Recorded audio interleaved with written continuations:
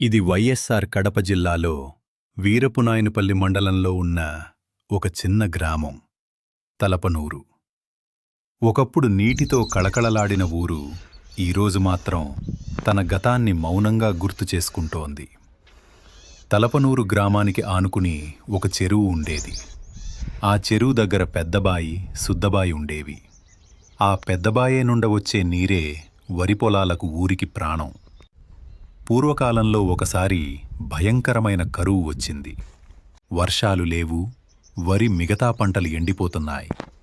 నీరు లేక ప్రజలు ఊరు విడిచిపోవాల్సిన పరిస్థితి. ఆ సమయంలో గ్రామ పెద్దలు ఒక నిర్ణయం తీసుకున్నారు. బావిని ఇంకా లోతుగా త్రవ్వుదామని. త్రవ్వుతుండగా ఒక్కసారిగా నీటి బుగ్గ బయటపడింది. నీరు విపరీతంగా ఉప్పొంగి వరదలా ప్రవహించటంతో ఇది ఊరికి ముప్పు అవుతుంది అని పెద్దలు భయపడ్డారు. అప్పుడే వారు ఒక అద్భుతమైన నిర్ణయం తీసుకున్నారు. ఆ నీటి బుగ్గపై సిరిబండిగాను సిరిబండి చక్రం పెట్టారు. అద్భుతం ఏంటంటే నీరంటే నీరు పూర్తిగా ఆగలేదు, అలాగే విపరీతంగా రాలేదు. ఊరికి ఎంత నీరు కావాలో అంతే మోతాదులో నీరు వస్తూ ఉండేది. ఆ నీటితోనే దాదాపు 40 ఎకరాల వరి పొలాలు పచ్చగా పండేవి.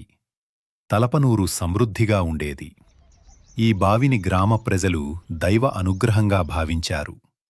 పూజలు చేశారు, జాగ్రత్తగా కాపాడుకున్నారు.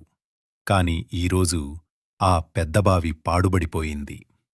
ఒకప్పుడు పచ్చగా ఉన్న 40 ఎకరాల వరి పొలాలు ఈరోజు బీడుగా మారిపోయాయి. చెరువు కూడా చాలా బలహీన స్థితిలో.